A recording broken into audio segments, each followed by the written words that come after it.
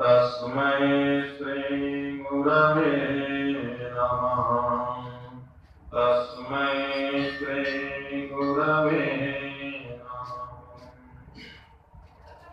वन्दं गुरुपद पद्म परागा सुरुचि सुवास सरस अनुरागा अमिय मोहिमय चूरन चारो समन सकल भवरुज परिवारो सुकृति छन्दो सन विमल विभूति मंजुल मंगल मोदक शोभि जनक सुता जग जननी जानकी अतिशय प्रिय करुणा निधान की ताके जुग पद कमल नामो जासु कृपा निरमन मति पाओ पुण्य मनु वचन करम रघुनायक चरण कमल बंदो समलायक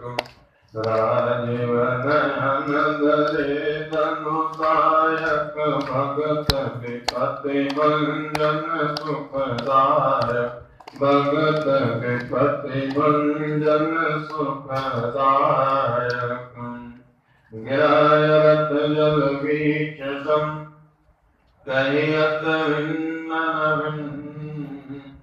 वंदो सीताराम पद जिनहि परम प्रिय श्री राम सब जग जानी करहूँ प्रणाम जोरी जुग पानी जाने कृपा कर किंकर सब मिल करई क्षण छल छोड़ जय जय मां शारदे विनती सुनहु हमार वीणा को झनकारती मानस भवन हो परा अपने अपने गरन की सब काहू को पीर तुम्हें पीर सब घरन की धन्य धन्य रघुवीर आइए हनुमंत विराजिए कथा कहो मति अनुसार प्रेम सहित गाती धरो पधारिए पवन कुमार बोलिए श्यावर रामचंद्र भगवान की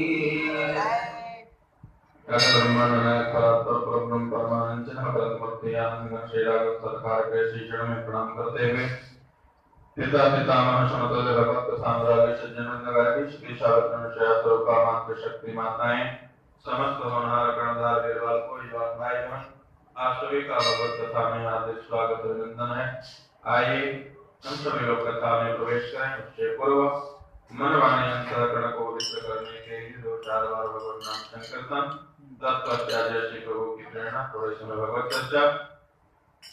जय सिया राम जय जय सिया राम जय सिया राम जय जय सिया राम जय सिया राम जय जय सिया राम जय सिया राम जय जय सिया राम जय सिया राम जय जय सिया राम जय सिया राम जय जय सिया राम जय सिया राम जय जय सिया राम जय सिया राम जय जय सिया राम जय सिया राम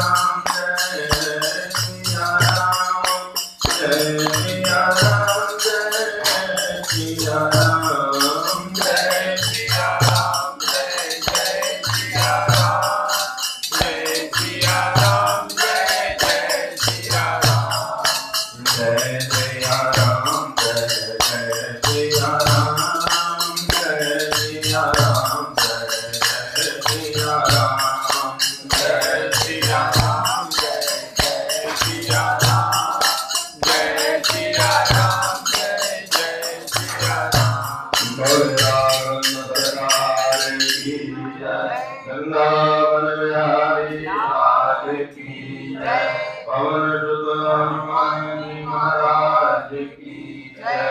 काशी विश्वनाथ भगवान की जय। श्री संकट मोचन हनुमान जी महाराज की जय। नमः पार्वती पतये हर हर महादेव। मांगे नावन केवट अकहे तुम्हारा मरम मैं जानम। कृपा सिंधु बोले मुस्काई सोई करहि नावर न जाई। बेज्ञान जल पाय पखारू अहोत विलंब उतारहि पारू। सज्जनों, भगवान की मंगलमय असीम कृपा करुणा अनुकंपा से हम सभी लोग भगवान की मंगलमय कथा को श्रवण कर रहे हैं। श्री केवट भगवान से कह रहा है, प्रभु कहीं तुम्हारा मर्म मैं जाना। मैं आपके मर्म को जानता और वास्तविकता भगवान के मर्म को वह जानता क्या है, जानता ही नहीं है, साथ में साथ सबको जनाना चाहता। भैया देख लो, जिस परमात्मा को आप लोग कहते हो कि वेद वचन मुनि मन ते प्रभु करुणा अब वचन के रात के सुनता जिनके तो बालक बहन। लक्ष्मण ने पूछा, केवट एक बात बताओ, राम जी को देखने के बाद तुमको भय नहीं लगता? कहा, बिल्कुल नहीं लगता। इनसे भयभीत होने की जरूरत ही नहीं। कहा, अच्छा मान लो तुम भयभीत नहीं होते हो, हम दोनों लोग जो श्री सीताराम जी सरकार हैं, ये दोनों लोग भयभीत हैं। सीता जी और लक्ष्मण जी भगवान के इतने सन्निकट रहने के बाद भी दोनों लोग भयभीत। लेकिन केवट कहा कि प्रभु मुझे भय नहीं। अच्छा ठीक है, भय नहीं है तुमको, लेकिन कुछ लोग जो है जानने के बाद कि ये भगवान है, कुछ लोगों को लोभ होगा। तो केवट ने कहा, हमको लोभ भी नहीं है। कहा तब? कहा, देखिए परमात्मा को न भय से प्राप्त किया जा सकता है, न लोभ से प्राप्त किया जा सकता है। कहा तब प्राप्त करने का साधन क्या है? कहा, परमात्मा से न भयभीत होने की जरूरत है, न लोभ करने की जरूरत है। जरूरत क्या है? कहा, राम ही केवल प्रेम प्यारा अजान रेहू जो जान निहारा। राम को प्राप्त करने की जो वस्तु है वह प्रेम। वह प्रेम मिलेगा कहाँ? कहा, महाराज दुनिया में नहीं मिलेगा। प्रेम मन वाणी उपजै। प्रेम किसी बगीचे में उत्पन्न नहीं होता है। प्रेम मन वाणी उपजै, प्रेम मन हाट बिकाए। और प्रेम किसी बाजार में बिकता भी नहीं है। कहा तब मिलेगा कैसे? का राजा प्रजा जहीं रुचै आशीष ले जाए। राजा प्रजा जिसको जरूरत हो वो माथ झुकाए, प्रेम से सिर झुकाए और गरीब होकर का लेकर चला जाए। केवट ने यही तत्व दिखाना चाहा कि भैया देखो, जिस परमात्मा के लिए तुम कहते हो कि वेद का अध्ययन करो, साधना करो, तप करो, तपस्या करो, वो परमात्मा केवल उसके वेद स्तुति सुनने के लिए नहीं, जिस प्रकार से वह परमात्मा वेद स्तुति सुनता है, उसी प्रकार से प्रेम भरी बातों को भी सुनता है। वेद वचन मुनि मन अगम ते प्रभु करुणा है बचन किया तिनके सुनत, जिमित बालक बैन। जिस प्रकार से अच्छा बालक अपने पिता जो है अपने बालक से बहुत उत्कृष्ट भाषा की अपेक्षा नहीं रखता है। बाल पिता तो प्रमुदित तभी होता है बालक जब अपनी तोतली भाषा, जो बालक का तोतई बाता सुनई मुदित मन पितरो माता, वह अपने बालक से तोतली भाड़ी की ही अपेक्षा रखता है। मानो केवट ने कहा भैया देखिए दो प्रकार के राम हैं। कहा कौन? कहा एक बालक राम और एक पालक राम। अगर पालक राम को जान चाहते हो तब तो तुमको उनके हिसाब से चलना पड़ेगा। अगर बालक राम को चाहते हो तो तुम प्रेम से उनको पा सकते हो, पाने में कोई दिक्कत नहीं है। और आप यही सिद्धांत देखेंगे भगवान ज्ञानियों के यहाँ नहीं जाते, भगवान ज्ञानियों क्या नहीं जाते हैं। गोस्वामी जी ने संकेत किया क्या क्या? भोजन करत बोल जब राजा, नहीं आवत तजी बाल समाजा। भगवान महाराज दशरथ जब भोजन करने जा रहे हैं तो राम को बुला रहे हैं, राम आओ भोजन करने चले, लेकिन नहीं आवत तजी बाल समाजा, तो बाल समाज को त्याग कर नहीं जाते हैं। लेकिन तुरंत तत्काल क्या हुआ? मैया ने देखा कि वधा के बुलाने पर नहीं आ रहे हैं तो मैया ने क्या किया? मैया ने बुलाया नहीं। बस यही ज्ञानी और भगत में अंतर है। भगत बुलाता नहीं है, पकड़ लेता है, और ज्ञानी बार बार बुलाने की अपेक्षा करता है, चेष्टा करता है। और भगत कहता है कि देखो तुम परमात्मा भले होगे, अपने यहाँ होगे, लेकिन तुम पकड़ में आने वाले हो, और पकड़ में आने वाले हो तो मैं तुमको पकड़ के छोड़ूंगा और दूसरों तुमको छोड़ूंगा नहीं, पकड़ लूंगा। और गोस्वामी जी ने लिखा कि कौशल्या जब बोलन जाई, अठमुख ठुमुक प्रभु चलहि पराई। जैसे ही माँ ने देखा कि महाराज ने बुलाया लेकिन राम नहीं आ रहे हैं, तुरंत चल पड़ी बालक राम को पकड़ने के लिए। अब तो राम ने देखा कि पिताजी तो केवल बुलाई कर ठमक गए, लेकिन यह मेरे पास आ रही है, बिना पकड़े मानेगी नहीं। और जैसे ही वो देखा भगवान ने, वैसे ही भागना चाहा कि अब इसके हाथ से मैं भाग जाऊं। ठुमुक ठुमुक प्रभु चलई पराई। गोस्वामी जी ने लिखा कि गमने ते सेवा अंत न पावा, अताई धरे जननी हठिलावा। जिसके अंत को निगम नहीं जानता है उसको आज मैया दौड़ कर पकड़ती नहीं है, पकड़ लेती है। भाग रहे आगे से लेकिन पीछे से कपड़ा पकड़ ली, और जैसे ही पकड़ी वैसे ही कहा कि अब तो पकड़ में आ गए। कामुक्ति का साधन एक ही है कि तू इस धूली में लौट जा। इस धूल में लौट जाओगे तो मैया भी छोड़ देगी। कहा तुम देखो धूल में लौटो चाहे कीचड़ में लौटो। भगवान श्री राघवेंद्र सरकार जैसे धूल में लौटे वैसे ही मैया कौशल्या ने कहा राम तुम इस जन्म में तो राजा के बेटे हो गए, लेकिन लगता है तुम सुकरोसी गत जन्मनी, तुम पूर्व जन्म में सुअर हो। भगवान ने कहा भैया तुम्हारी पहचान बड़ी दिव्य है। एक अवतार मेरा वाराह अवतार भी हुआ है, तुम पहचान तो गई लेकिन मुझे छोड़ दो। मैया ने कहा कि देखो लाला जब पहचान गई तो मैं छोड़ने वाली नहीं हूँ। दूसर धूरी मरे तनुआए, अभूपति बिहसी गोद बैठाए। ज्ञानी और भक्त में इतना ही अंतर है।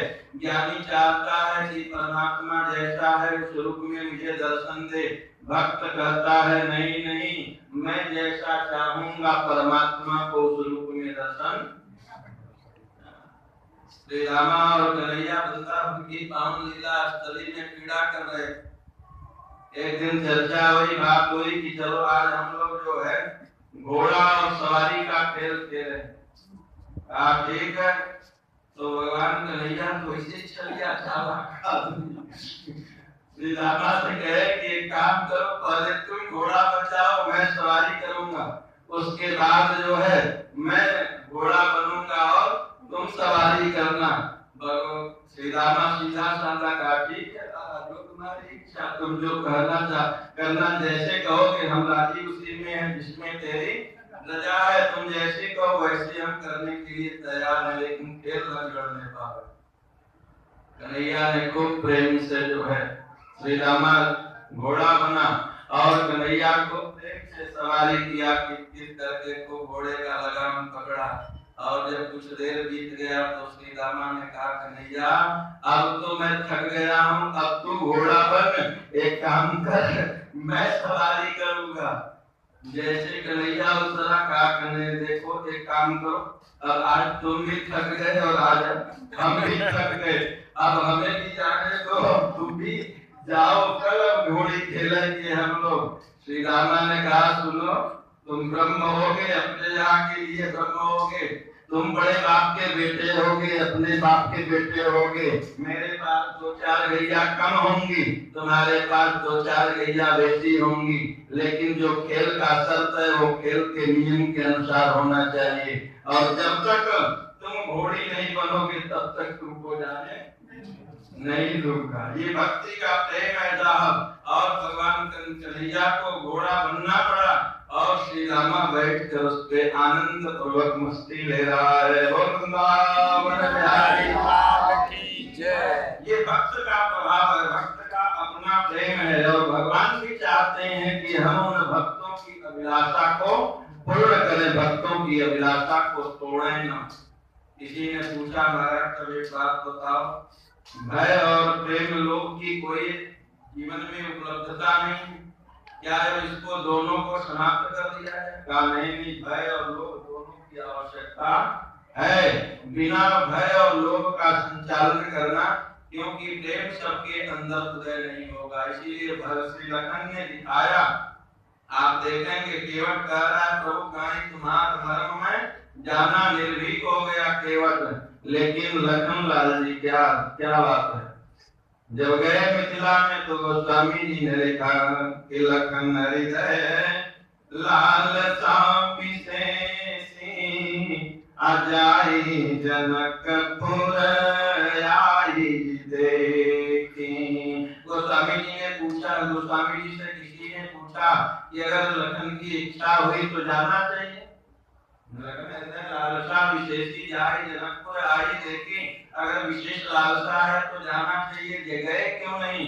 कहा न जाने के पीछे कारण है। कहा कारण क्या? का प्रभु भय बहुरी मुनि सकुचाहि अप्रगट न कहीं मन ही मुस्काई। कहा गए क्यों नहीं? कहा किस लिए नहीं गए कि प्रभु का भय है, प्रभु के से इतने भयभीत हैं कि वह नहीं गए। और यही नहीं, हम जब आगे देखेंगे गोस्वामी जी ने लिखा कि प्रभु भय बहुरी सकुचाहि, प्रभु के भय से संकुचित होते हैं। और आगे आप देखेंगे तो कह रहे हैं कि चापत चरण लखन उरलाए अस भय सप्रेम परम सचुपाए। पुण्य पुण्य प्रभु कह सोवहुं ताता अपौढ़े उरधरि पद जल जाता। देखा गुरुदेव भगवान जब शयन करने के लिए गए तो भगवान श्री राघवेंद्र ने क्या किया, दोनों भाइयों ने मिलकर श्री गुरुदेव भगवान के चरण को दबाया, बार बार मुनि आज्ञा देनी, रघुवर शयन जाय तब किन्हीं। ठाकुर जी शयन करने के लिए गए, जब ठाकुर जी शयन करने के लिए गए तो लखन उनके चरण को लेकर चापत चरण लखन उरलाए अस भय सप्रेम परम सचुपाए। उसी पद को लगाए हैं, लेकिन आज वो भी भयभीत हैं और उसी चरण को केवल आज पाना चाह रहा है। धोने के लिए चल दिया, तो सुंदर जल का पात्र लिया। गोस्वामी जी ने लिखा कि पानी कठोता भर ले आवा, केवट राम रजाय सुपावन। सुंदर कटौते में जल लेकर आया, मानो सबको संदेश दिया, देखो भैया परमात्मा जैसे हैं वह वैसे हैं, ठीक है, लेकिन मैं जैसा जैसा चाहूंगा वैसा वैसा परमात्मा को करना पड़ेगा। और वास्तव में भगवान करने के लिए तैयार हो जाते हैं। वर्तमान में एक कथा आती है संत हरिपाल की, विप्र हरिपाल की कथा आती है। विप्र हरिपाल ब्राह्मण थे, सनातन कुल के ब्राह्मण थे, बड़े संपन्न घर के ब्राह्मण। लेकिन जब युवा हुए, विवाह करने का समय आया, 400 बीघे की जमीन थी उनके पास। विवाह करने का समय आया तो उन्होंने कहा विवाह हुआ, मैं पत्नी लायक नहीं है, ये माया का दुनिया का झंझट गड़बड़। तो संजोगवशात एक ब्राह्मणी, एक ब्राह्मण कन्या थी। उस कन्या ने नियम लिया कि 100 ब्राह्मणों को जो प्रतिदिन विवाह भोजन कराएगा उसके साथ मैं वर्ण करूंगी, उसके साथ मैं विवाह करूंगी। यह बात धीरे धीरे बात हरिपाल के कान पर पहुंची। हरिपाल ने सुना तो कहा कि ऐसी कन्या से विवाह करने में कोई तकलीफ, जो इतनी धर्मवान हो, जो इतनी निष्ठावान हो, जिसकी इतनी निष्ठा हो परमात्मा में, ईश्वर ब्राह्मण में, गौ में, संत में, भगवान में, तो उससे अगर विवाह हो भी जाए तो कोई दिक्कत। हरिपाल ने नापित से, नाउर से कहा जाओ कर दो कि मैं तैयार हूँ विवाह करने के लिए। 100 ब्राह्मणों का प्रतिदिन भोजन। अब तो जैसे सुना वह ब्राह्मणी तैयार हो गई, मैं भी विवाह कर लूं। दोनों का विवाह खूब धूमधाम से प्रेम से संपन्न हुआ। जैसे ही ब्राह्मणी ने चरण रखा घर में चरण रखते ही कहा, पंडित जी आपने 100 ब्राह्मणों के भोजन का वचन दिया है, उसका क्या? हरिपाल ने कहा, देवी घर में किसी चीज की कोई कमी नहीं है। ठाकुर के कृपा प्रसाद से 100 बीघे जमीन है, पुरखों पुरनियों का कमाया हुआ धन है, स्नान के कोई दिक्कत नहीं है, तुम जो चाहो वह करो। अब क्या करना, ब्राह्मणी को आदेश मिला 100 ब्राह्मणों का भोजन प्रतिदिन। अच्छा, 100 ब्राह्मणों के भोजन से समस्या नहीं है, समस्या इस बात की है कि सवई आवे तो ठीक। अब जो जो खा के जाए वह अपना प्रचार करे, महाराज ऐसा भगत तो हमने देखा नहीं, अब जो सुने वह भी। अब अच्छा जो आए तो अगर 200-300 भी खाकर जाएं और एक को भी अगर प्रसाद न मिले तो आपको में संतोष नहीं रह जाता। सबने तो प्रसाद पाया, लेकिन अंतिम में एक महात्मा आया, वह भोजन नहीं, प्रसाद पाया। उसका परिणाम यह हुआ कि नित्य प्रति दिन रात चौका चूल्हा और कड़ाहा चढ़ा ही रहे। अब जो खा के जाए कोई न कोई तब तक से अब एक न एक क्रमशः लगे रहें, और जब क्रमशः लगे रहें तो हरिपाल भी कभी मना नहीं करने का, जो तुम्हारी इच्छा। और प्रेम पूर्वक कभी एक आवे तो 100 आवे, कभी 150 आवे, कभी 200 आवे, धीरे धीरे वह संख्या बढ़ती है। और गुजराती लोग एक कहावत करते हैं, डूबेगा रे 3 जना, 3 आदमी डूब जाएगा। कौन कौन? आमदनी कम खर्च घड़ा, आमदनी कम हो और खर्च चौचक हो तो कितने दिन चलेगा? आमदनी कम खर्च घना, पूंजी कम व्यापार घना। पूंजी 100 रुपए की हो और व्यापार 500 का कर, जबकि व्यापार का नियम है, व्यापार के लिए 3 पूंजी चाहिए।